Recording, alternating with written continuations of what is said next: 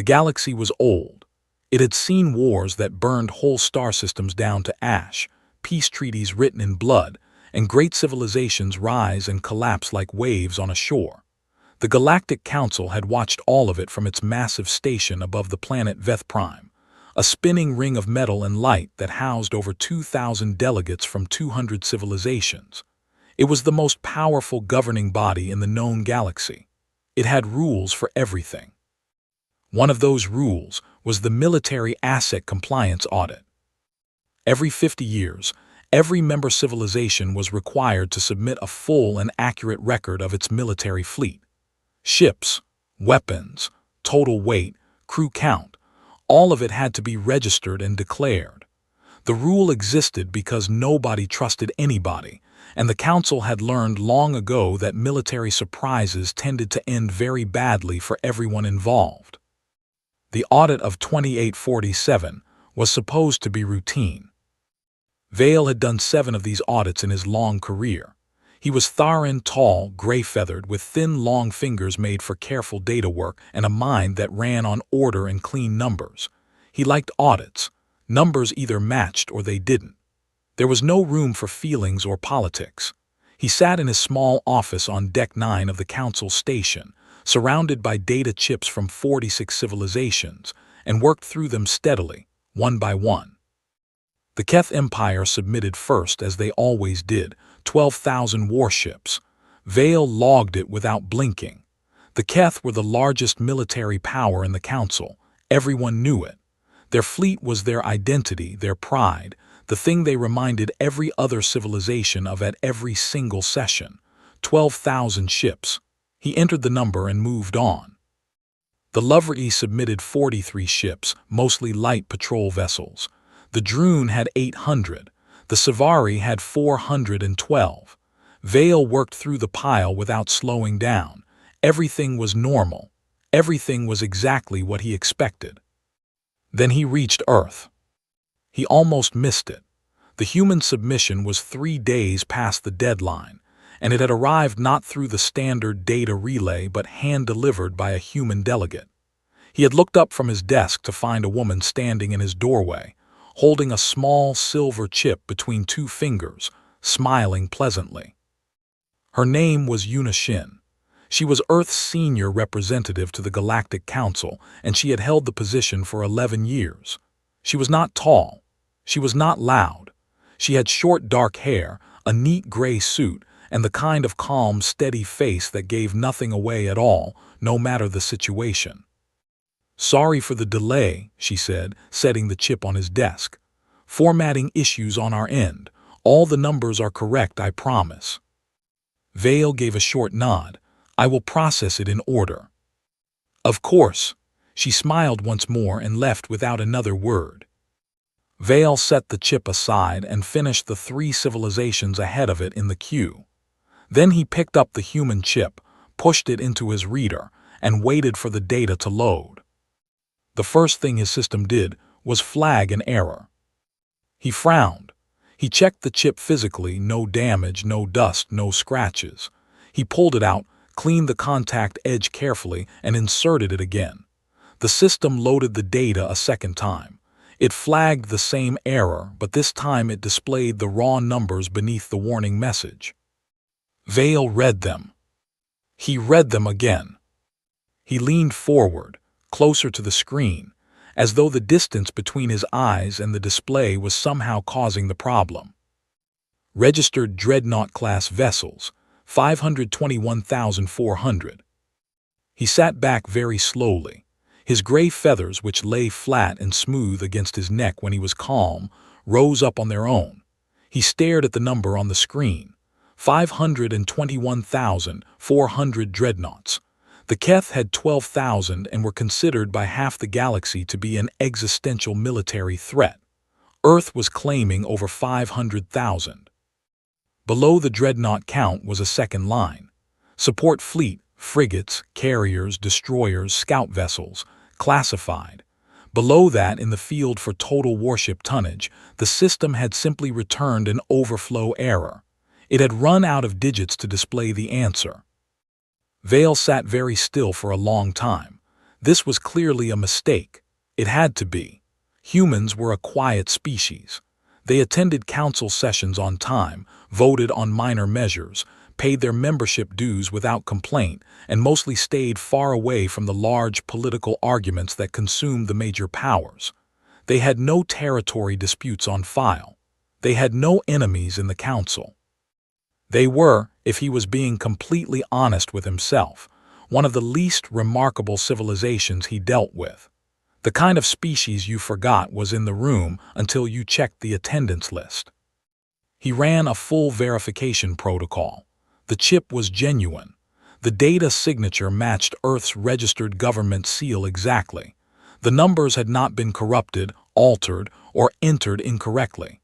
The system confirmed with flat, complete certainty that the data was accurate as submitted.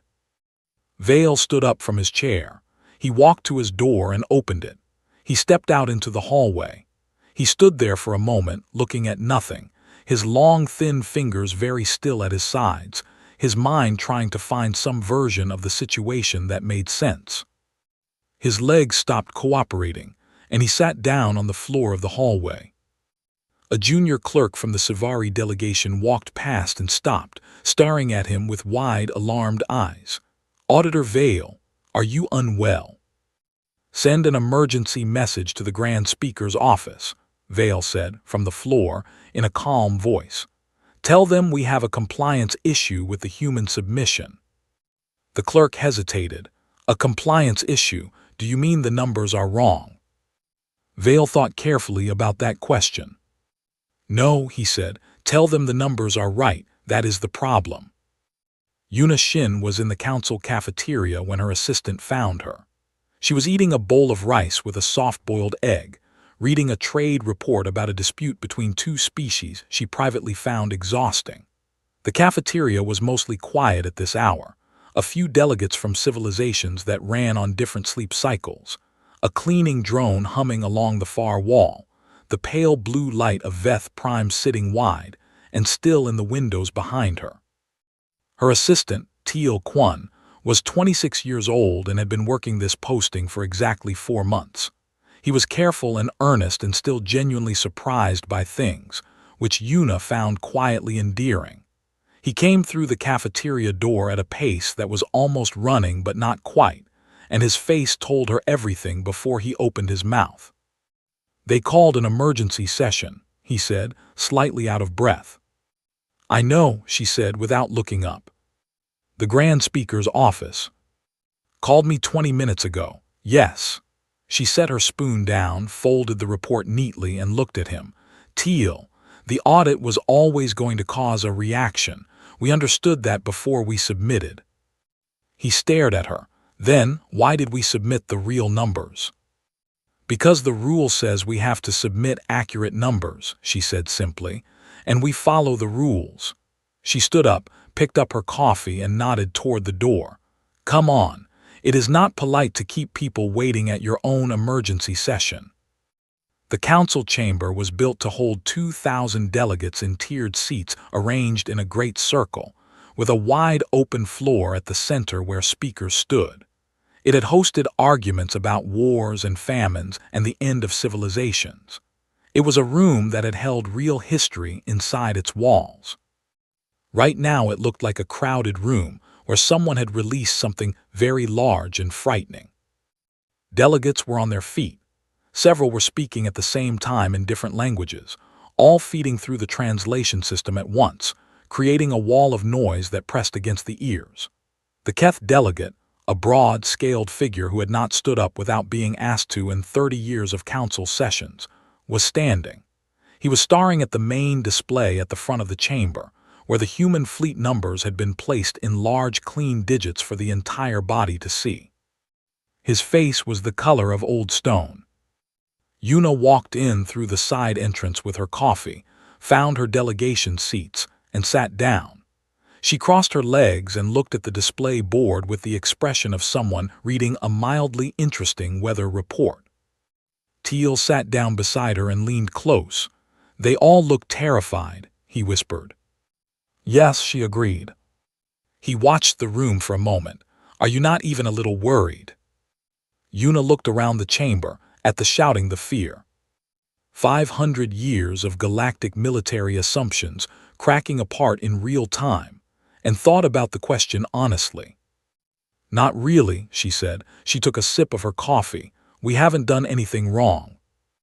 The Grand Speaker of the Galactic Council was a large, slow-moving creature named Orin. His species, the Vethali, resembled enormous pale frogs with wide, flat mouths and deep-set eyes that had seen more political disasters than most historians could count. He had been Grand Speaker for 31 years. He had handled wars, famines, the sudden collapse of 2 member civilizations, and a very embarrassing incident involving the Keth ambassador and a live animal at the annual summit dinner. He was not a man who panicked easily. He was panicking now. He stood at the center of the council chamber floor, his wide hands raised, trying to bring the room to order. Around him, in tiered rows that stretched up and back like an arena, 2,000 delegates were doing the opposite of being in order. Some were shouting. Some were sending urgent messages on personal devices. The Savari delegation had bunched together in a tight nervous cluster, clicking softly to one another in their native tongue.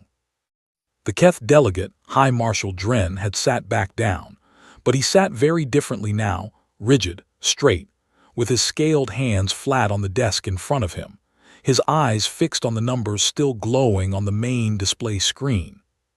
521,400 dreadnoughts. The number just sat there, calm and enormous, while the room fell apart around it. Order! Orin's voice came through the chamber speakers with enough force to rattle the translation earpieces. This session will come to order right now, or I will clear this chamber and hold the discussion with empty seats. The noise dropped, not to silence but to a low, tense hum of whispered conversation and barely contained alarm. Delegates sat down slowly, like animals that had been spooked but hadn't fully decided to run yet. Orin straightened himself and turned toward the human delegation seats. Counselor Shin, the council requires an explanation from Earth's delegation, immediately. Yuna Shin stood. She had not rushed to stand. She rose the way a person rises when they have been sitting comfortably and are in no particular hurry, set her coffee down on the desk, smoothed the front of her jacket, and walked to the speaker's floor. The chamber watched her in complete silence. She stood at the center of the floor, alone, 2,000 alien eyes on her, and looked completely fine. Thank you, Grand Speaker. Her voice was clear and easy through the translation system. I understand the Council has questions about our fleet submission. I'm happy to answer them. Orin's wide mouth pressed flat. Are the numbers accurate? Yes. All of them. All of them. She paused. I should mention, in the interest of full accuracy, that the number we submitted was actually slightly out of date. 3 new construction runs completed last Tuesday. The current dreadnought count is closer to 522,000. We will submit the corrected figure by end of day. The chamber did not erupt this time. It went completely silent in the specific way that a room goes silent when something has happened that is too large for immediate noise. Then it erupted. Orin let it run for 45 seconds. Then he raised his hands again. Enough. The room settled back into its tense, fragile quiet. He looked at Yuna with his deep old eyes. Counselor Shin, Earth has been a member of this council for 180 years. In that entire time, your civilization has never disclosed a military fleet of any significant size. You have never engaged in territorial expansion. You have never been involved in a major armed conflict as an aggressor. You sit on mid-tier committees and you vote on resource treaties. He paused. And you have over 500,000 dreadnoughts. Yes, Yuna said. Why? It was the most important question in the room, and she had known it was coming, and she had thought very carefully about the best way to answer it. She turned slightly and nodded toward the back of the delegation area, where a woman in a dark blue uniform had been standing quietly since the session began. I'd like to defer that question to Commander Murray Yoon, Yuna said. Earth's military liaison to the Council. She can explain the doctrine better than I can." Commander Murray Yoon was 38 years old, with a calm, still face and short-cropped hair that made her look like someone who spent a lot of time thinking before they spoke. She walked to the speaker's floor without hurrying, stood beside Yuna briefly, and then Yuna stepped aside and let her have the space. Murray looked out at the 2,000 faces staring back at her. She had briefed hostile parties before. She had sat across tables from people who wanted things from Earth that Earth had no intention of giving. She was not easily moved by pressure. "The fleet exists because we built it," she said simply. "We built it because we had a very specific reason to, and because once we started we never found a good reason to stop." She let that sit for a moment. 180 years ago, when Earth first joined this council, we had already been through something that most of you don't know the details of. We called it the Silence War. A machine intelligence emerged in our outer systems in 2287. Not built by us, emerged. We still don't fully know where it came from. In 6 years, it destroyed 9 of our colony systems, billions of our people, gone, entire world silent. She paused. We survived because we built faster than it could destroy. We buried it under sheer tonnage. We outlasted it. And when it was over, we made a decision as a civilization. We decided we would never be caught without enough again. For anything. The chamber was very quiet. High Marshal Dren, the Keth commander, had been watching Murray with the focused expression of someone who understood military matters and was working through something complicated in his own mind. He spoke for the first time since the session began.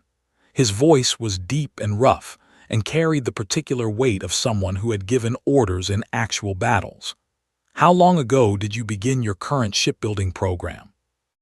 Murray looked at him. "We never ended the original one," she said.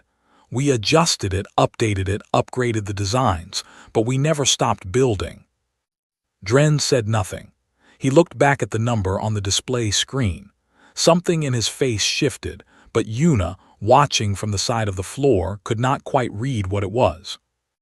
The Savari delegate, a small nervous creature named Pell, raised a thin hand from the upper tier. "Are the ships, are they crewed? Are there humans on board, all of them right now?" "They operate on minimal automated systems when not in active deployment," Murray said.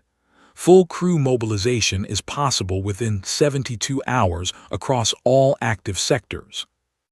Pell made a sound that her translator rendered as a small, soft noise of distress.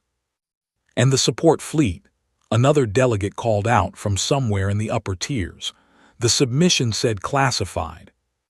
"It is classified," Murray said. "That information is internal to Earth's military command. The Dreadnought count is what the registration requirement asked for." That set off another wave of noise. Oren did not try to stop it this time. He let it roll through the chamber and waited for it to spend itself. Then he looked at Yuna, who had returned to stand just off the speaker's floor, and he asked the question that had been sitting under everything else since the session began. "Counselor Shin, this council needs to understand one thing above everything else. Earth has a fleet that dwarfs every other military power in the known galaxy combined, and you have said nothing about it for 180 years. You have made no demands. You have taken no territory. You have asked for nothing that another civilization wasn't willing to give freely." He stopped. "Why? What do you want?" Yuna looked at him for a moment. She thought about how to say it in a way that would land correctly in every language it was about to be translated into, for every kind of mind currently watching her. "We want to come home," she said. "Every human who goes out into the galaxy, every soldier, every pilot, every engineer on a deep space posting, they all want the same thing, to finish the job and come home." She let the room absorb that. "The fleet isn't pointed at anyone in this chamber. It was never pointed at you.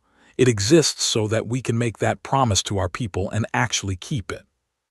The chamber stayed quiet this time, not the panicked quiet of before, but something more uncertain, something that sat between fear and something else, something the translator systems probably didn't have a perfect word for. Teo Kwon was watching from the delegation seats. He was 26 years old and had only been doing this job for 4 months, and he had never seen anything like what he was watching. He leaned toward the nearest colleague and whispered, "Is it going well?" The colleague, a veteran of 12 years on the council floor, watched Yuna walking back to her seat with the same easy walk she had arrived with, and thought about it. "I don't know yet," he said honestly, "but it's going." The vote to send a physical inspection delegation to the Sol system passed by a wide margin. It was not a close decision. Nearly every faction in the council, regardless of how they felt about Earth, agreed on one thing: they needed to see it with their own eyes before they could decide how to feel about any of it. Numbers on a screen were one thing. The actual ships were something else entirely. Earth agreed to the inspection without any conditions or delays. Yuna Shin simply nodded when Oren announced the vote result and said, "We'll have everything ready. Let us know when the delegation wants to depart." That willingness to be inspected, the easy, unhurried quality of it, made several delegates more nervous than the fleet numbers had. The inspection delegation was made up of 11 members, chosen to represent the major political factions of the council. High Marshal Dren of the Keth was included, over some objections, because everyone quietly understood that he was the only one in the delegation who would actually know what he was looking at.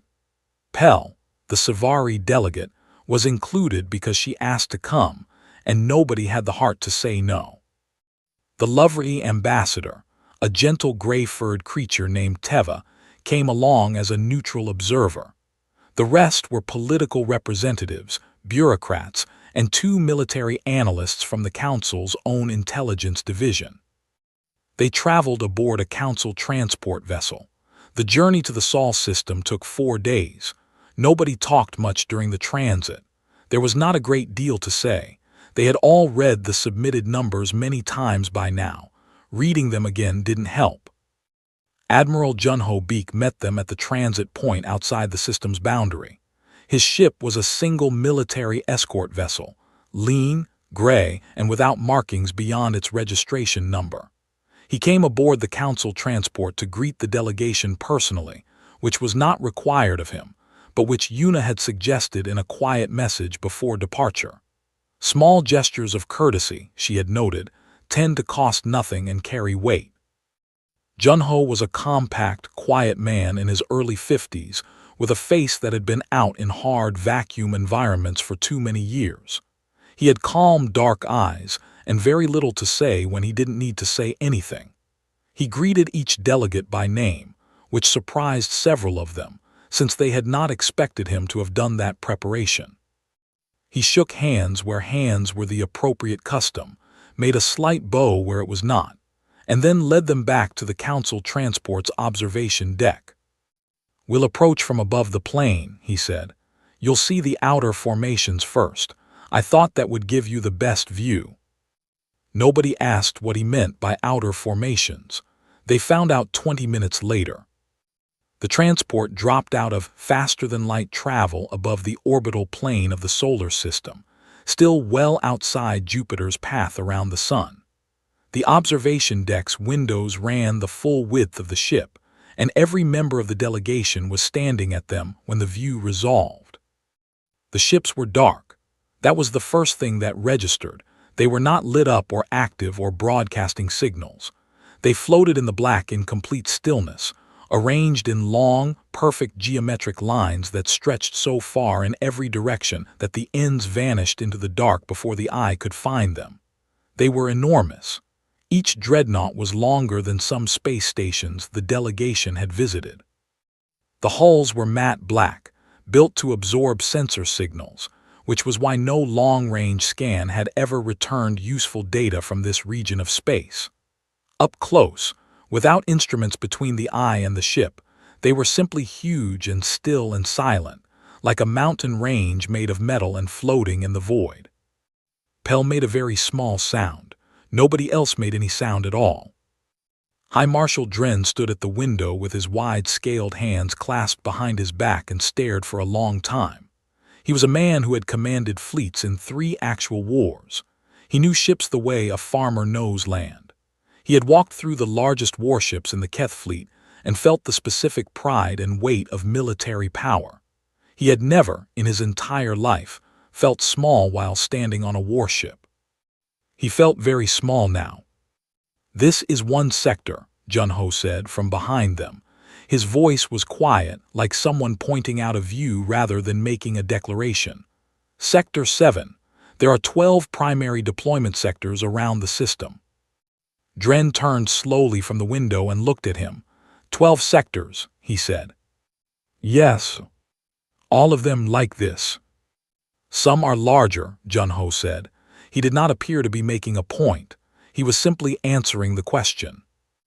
They traveled inward toward Jupiter itself, and as they descended toward the great banded planet, the full scale of the Jupiter shipyard ring became visible, a structure that circled the planet like a second set of rings, enormous beyond easy description, lit from within by the continuous glow of active construction. Even now, even during an official inspection, the yards were running. Ships were being built. Hana Lim was already waiting for them in the docking bay of Orbital Station Incheon 7, which sat at the top of the Jupiter ring like a command post above a city.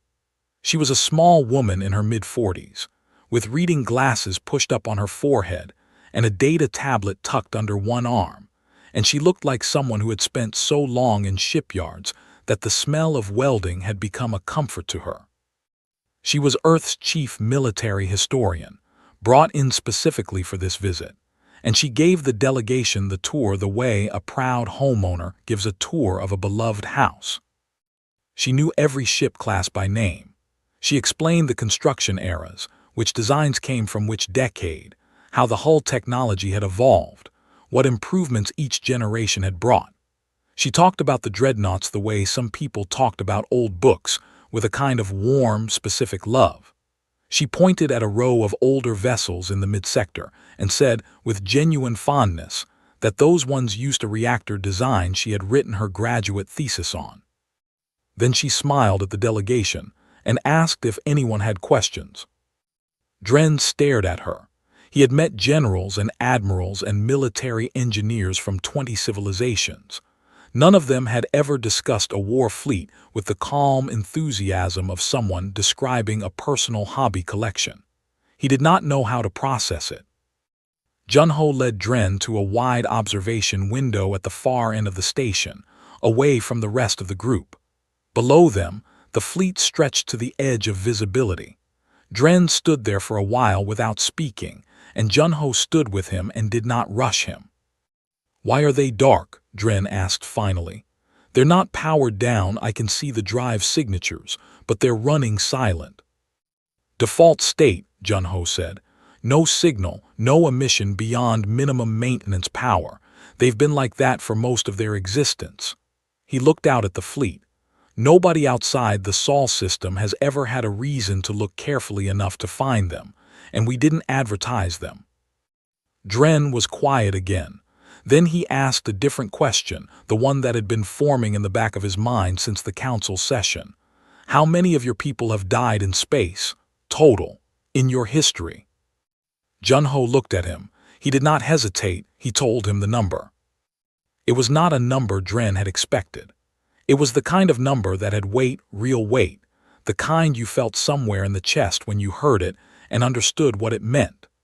Colonies lost, ships lost, crews lost to machine intelligences and unknown phenomena, and the simple brutal difficulty of being a species that had pushed into the galaxy before the galaxy was ready to welcome them. Dren looked back out at the fleet. The dark, still ships, the quiet rows, the construction yards below, still running, always running. He understood it now. He didn't like it the way you like something comfortable. He understood it the way you understand a fact about the world that changes how you read everything that came before it. The fleet wasn't there to threaten anyone. It was there because grief had been poured into it for generations, and pride, and a stubborn refusal to ever again be the civilization that couldn't protect its own people. "We have a saying in the Keth military," Dren said after a moment. A warrior who has lost nothing has not yet learned what they are fighting for. Junho nodded once. He didn't say anything else. They stood there together at the window, a Keth general and a human admiral, looking out at 500,000 dark and silent ships floating above a gas giant, and neither of them needed to say anything more. When the delegation returned to the council transport that evening, Dren went directly to his quarters and sat down at his desk. He thought for a long time. Then he opened a secure message channel and sent a private communication to Earth's military command. It was 4 words in the Keth language that translated, approximately, into something like, "We understand you now." He sent it and then sat in his quiet room and thought about the number Junho had told him, the number of the dead, and the fleet that had been built so that the number would stop growing. Pell found Hana Lim in the station's small commissary before they departed, drinking tea and reading something on her tablet. Pell sat down across from her. She was shaking very slightly, not from cold. "How do you live with it?" Pell asked. "All of it out there. How do you wake up in the morning and live next to that and not feel afraid?" Hana looked up from her tablet. She thought about the question genuinely. "It's not fear," she said. "It's the opposite. It's why I sleep well." She smiled at Pell, warm and honest. "Nothing is coming for us that we aren't ready for. That's not a scary thing to me. That's the most comfortable thing in the world." Pell looked at her for a long moment. She did not fully understand, but she thought maybe she was starting to. The news broke to the wider galaxy 3 days after the inspection delegation returned to Veth Prime. Nobody was sure exactly who leaked it first. The Council's communications office had issued a careful, measured statement about the audit results, using the kind of dry official language designed to reduce panic. It did not reduce panic. What reduced panic was not in the Council's toolbox right now, because what was needed was a different reality, and the Council could not supply that. By the time Yuna Shin sat down at her desk on the morning of the 4th day, the Galactic Information Networks had been running the story for 48 straight hours. 522,000 dreadnoughts. The humans. The quiet ones. The ones who sat in the back row and voted on resource treaties. 522,000 dreadnoughts. The reaction across the galaxy had split into 3 very distinct groups, and Yuna's head of intelligence, Seung-yi-oh, laid it out for her over breakfast in his usual flat, factual way. Seung-yi was 51 years old and had been doing intelligence work since he was 26. He had a thin face, a short gray beard, and the general energy of a man who found most things mildly predictable and was rarely surprised. He sat across from Yuna with a cup of black coffee and a data pad and delivered his briefing the way a doctor delivers a diagnosis, clearly, without unnecessary drama, but without leaving anything important out. 3 factions, he said. The first is the Fearful Bloc, led loudly by the Ventii Confederation and the Droon Republic, both of whom have been in long-standing competition with the Keth and are now discovering that there is something much larger than the Keth to worry about. They are calling for Earth to be sanctioned. They want a cap on human military assets, an enforced decommissioning schedule, and an independent council committee to oversee Earth's shipyards going forward. He turned a page on his pad. They will push this to a formal vote. Yuna nodded, and the second group.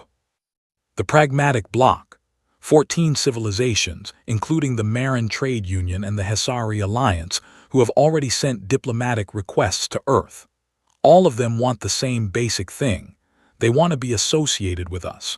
Trade agreements, mutual defense clauses, cultural exchange programs. Some of them are very creative about what they're calling it so it doesn't look like what it obviously is. What is it obviously? Teal asked from the corner of the room where he had been taking notes. Protection, Seung-yi said simply. They want to be on the right side of the situation. He moved to the 3rd section of his briefing. The 3rd group is the one the first group is most angry about. 47 small civilizations, most of them long-standing members who have been quietly dealt with unfairly by larger council powers for decades. They have sent a joint public message of support to Earth. Yuna looked up from her coffee. 47. They've never voted together on anything in the Council's history, Seung-yi said. Most of them barely know each other, but apparently having a reason to stand together was all they needed. He set down his pad.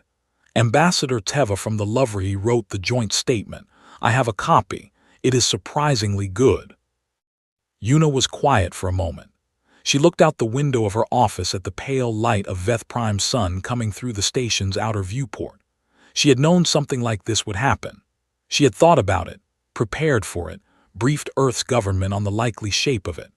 But seeing it actually take form, the fearful ones and the seekers and the 47 who had been waiting for something without knowing what, it was different from the model she had built in her head.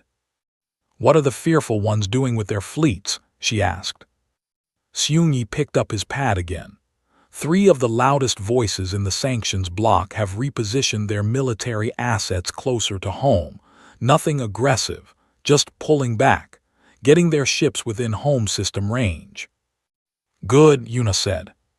Teal looked at her. Why is that good? Because it means they're scared enough to protect themselves but not scared enough to do something stupid. She stood and picked up her jacket. We have a session in an hour. Let's not be late. The council session that day was behind closed doors. No public broadcast, no outside observers. Just the main member delegations and Grand Speaker Oren at the center floor, with the weight of a galaxy's worth of anxiety in the room. The Ventii delegate, a tall silver-scaled creature named Aura, opened with the sanctions proposal. It was well prepared. It cited galactic security law, the registration and disclosure principles of the Council Charter, the need for collective oversight of military assets beyond a certain scale. It was, Yuna had to admit, a reasonably solid legal argument. Oren let Aura finish without interruption. Then he turned to Yuna and asked if Earth wished to respond. Yuna stood. She walked to the floor. She had decided before this session that she would say as little as possible. The more she spoke, the more the conversation became about Earth defending itself, and this conversation did not need to go in that direction. Grand Speaker, I have one question for this body, she said. In 180 years of Council membership, has Earth ever fired first? Has Earth initiated a conflict, threatened a member civilization, made a territorial claim, or taken a hostile action against any party, inside the Council or outside of it? Nobody spoke. The answer is no, Yuna said. The fleet has existed for most of our membership. The ships were being built when we joined. The doctrine has not changed. The only thing that has changed is that you know the numbers now. She paused. The ships were there before you knew about them. Nothing about Earth's behavior has changed. Nothing about our intentions has changed.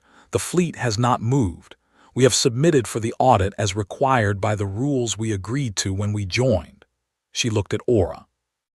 180 years is a long time to wait before showing aggression, if aggression was the plan.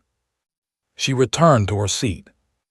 The vote on sanctions came 2 hours later. It failed. It failed not because Earth had lobbied hard against it. Seung-yi's team had quietly tracked the vote count and advised Yuna that lobbying would hurt more than help, but because 47 small civilizations voted against it as a single bloc for the first time in Council history. The number against was larger than anyone had expected. The Ventii delegate sat with a flat expression and stared at the result on the tally board. Outside the chamber, in the long curved corridor where delegates went to make calls they didn't want overheard, something unexpected happened. A young woman from the Pauri delegation, a small, two-sun system civilization that most of the Council could not have found on a map without help, stopped Teal Kwon in the hallway. She was about his age, with large reflective eyes and the very careful posture of someone from a culture where body language carried a lot of meaning. Your delegation voted quietly, she said. You didn't fight, you just asked one question. Teal thought about it. That was the plan, yes. She studied him for a moment. Our senior delegate says that the way a strong power behaves when it doesn't need to prove anything tells you everything about whether you should be afraid of them. She paused. We voted against the sanctions. Teal nodded. I know, thank you. She looked at him for another moment. Then she nodded and walked away. Meanwhile, in a very different part of the story, a leak had occurred. Nobody had authorized it. Nobody had planned it. And Seung-yi-oh, when he found out, made a face that suggested he was calculating how much damage it would cause before deciding how upset to be about it. A journalist on one of the larger galactic information networks had obtained and published a short recorded interview with a young shipyard engineer from Earth. The engineer's name was Nara Jang. She was 28 years old, originally from a port city on Earth's southern peninsula, and she had been building hull plating for Dreadnoughts at the Jupiter shipyard ring for 3 years. The journalist had asked her what it felt like to build weapons of such enormous scale. Nara had looked at the camera with the relaxed expression of someone being asked what they had for lunch. I don't really think of it that way, she said. I think about the tolerances on the plating, whether the weld seams are clean. We had a batch last month with a slight variance in the alloy mix, and that was very annoying. I mostly think about that kind of thing. She paused. Also, I think about lunch quite a bit. The commissary at our section of the yard does a really good spicy rice bowl on Thursdays. The interview had spread across galactic networks faster than almost anything Seung-yi had seen in his career. Alien commentators and analysts could not stop talking about it. The Savari Information Network ran it 4 times in one broadcast cycle. The Keth Military Analysis Bureau reportedly watched it in full, and then sat in silence for several minutes before resuming their regular work. Nobody could explain exactly why it was frightening. She was cheerful. She was normal. She was thinking about lunch. She was building the hull of a ship that could crack a moon, and she was thinking about the spicy rice bowl. Seung-yi showed the clip to Yuna without comment and watched her watch it. When it ended, Yuna sat back in her chair. Leave it, she said. It's causing a reaction. I know, she looked at him. Leave it, it's fine, it's honest. That's exactly what building a ship is. It's a job, it's Thursdays and rice bowls and getting the alloy mix right. She turned back to her work. Let them be scared of that. Maybe they should be. The formal request arrived on a Thursday morning. It came through official council channels, signed by Grand Speaker Oren himself, addressed to Earth's military delegation. It was written in the careful, measured language of official procedure, but underneath the formal phrasing the meaning was simple. The council wanted Earth's military command to explain, on the record and in full, the doctrine behind the fleet. Not as a threat assessment, not as part of any sanctions process. Simply for the galactic historical record, for understanding. Yuna Shin read the letter twice and then sent it to Admiral Junho Beek without any attached message, which was a communication style Junho had learned to read over years of working with her. No message meant, your call. Junho sat with the letter for a long time. He was not a man who liked speaking in front of large groups. He had spent his career on ships and in command posts, in the specific quiet of people who work with enormous machines in cold silence and don't have much need for speeches. He had testified before committees before, answered questions, given briefings. But this was different. This was the full council. 2,000 delegates, plus however many more were watching through the broadcast feed that the council had confirmed would run to all member systems. He thought about saying no. He thought about sending someone else, Murray perhaps, who was better with words, or Hana, who could probably hold that room for hours on sheer enthusiasm. But he thought about what the letter was actually asking for, and he thought about whether anyone else could answer it the way it needed to be answered. He wrote back to Yuna, 1 sentence, I'll do it. She responded 2 minutes later, also 1 sentence, I know you would. The session was set for the following week. In the days before it, Junho did not prepare a speech in the traditional sense. He did not write out paragraphs or practice in front of a mirror. He sat in his quarters on the council station and thought about the things that were true, and about the order in which they needed to be said, and about a man named Dongwon Park. Dongwon Park had been a shipyard foreman at the Jupiter Ring for 40 years. He had started as a welder at age 22, the same year the first post-Silence War construction cycle began. He had worked his way to foreman by 35, and he ran his section of the yard until he retired at 62. He had never served aboard a ship. He had never fired a weapon. He had gone to work every morning and come home every evening and gone back the next day. He had welded hull plates and managed crews and filed paperwork and eaten his lunch in the yard commissary. And he had done this for 40 years. And when he retired, his section alone had produced over 300 ships. Dongwon Park had died 6 years ago. He was 71. He died in his apartment in a city on Earth's western coast, with his family around him, having outlived the machine intelligence that had once threatened to end everything he loved. He never knew the full scope of what he had built. The number was classified until long after his death. Junho had never met him. He knew him only through records and through the faded photograph that sat in the shipyard's small memorial hall at Incheon 7, next to the photographs of thousands of others like him. Workers, builders, people who had never been to war but had made every war survivable.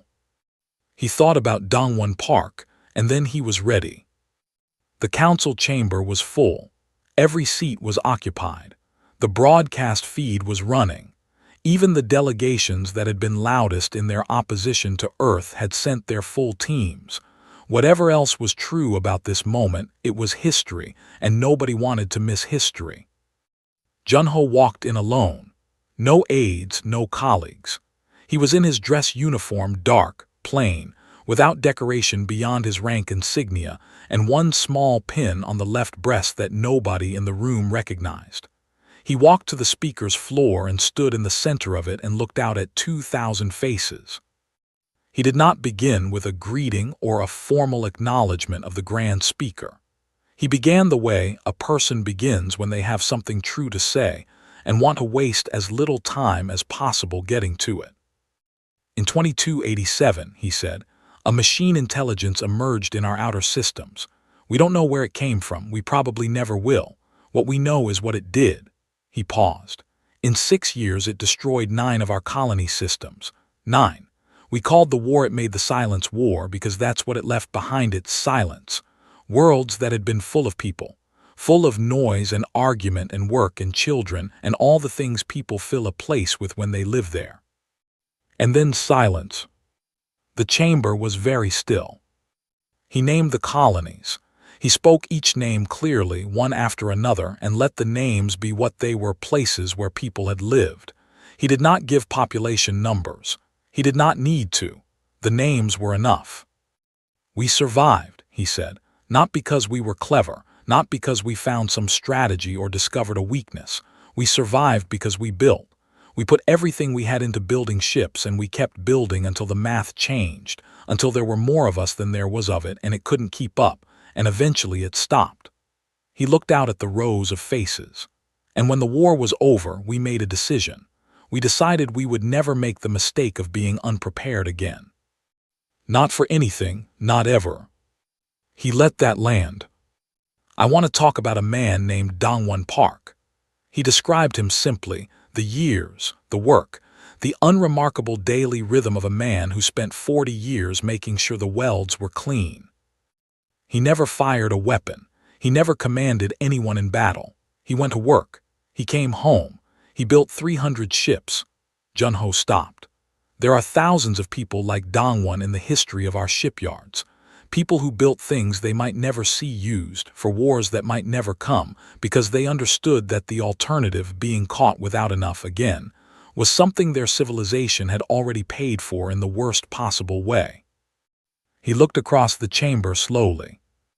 The fleet is not pointed at anyone in this room. It was never pointed at you. We have no territorial ambitions. We have no grievances against the council or its members. We have been here for 180 years, and in that time we have not fired first, not once, not at anyone. He paused. What we have is a promise A promise we made to our own people after the Silence War. We told them we will not let this happen again. We will build enough. We will always build enough. And we will keep that promise as long as we exist as a civilization. He reached into the inside pocket of his jacket and took out a small folded piece of paper, actual paper, which was unusual enough in this environment that several delegates leaned slightly forward to look at it. These are some of the names, he said. From the Silence War, not all of them, there are too many, but some. I want to read them because they are the real reason the fleet exists, not strategy, not politics, these people. He read names for 4 minutes. Just names. No titles, no explanations. A long, steady list of names in the quiet of the largest political chamber in the known galaxy. When he finished, he folded the paper and put it back in his pocket. We are not looking for anyone's fear, he said. We are not looking for power or dominance or the kind of respect that comes from being afraid of something. We are a civilization that has buried a very large number of its people, and we are doing our best to make sure that number stops growing. He looked at Oren. That's all. That is the entire doctrine. He stepped back from the center of the floor. The chamber was silent for a long time. Yuna Shin was sitting in the gallery above the speaker's floor, not in her usual delegation seat. She had wanted to watch from above. She sat very still with her hands folded in her lap and watched the chamber sit in its silence, and she thought about Dongwon Park, whom she had read about in a historical file years ago, and about the photograph in the memorial hall, and about the hundreds of thousands of ships floating dark and silent above Jupiter.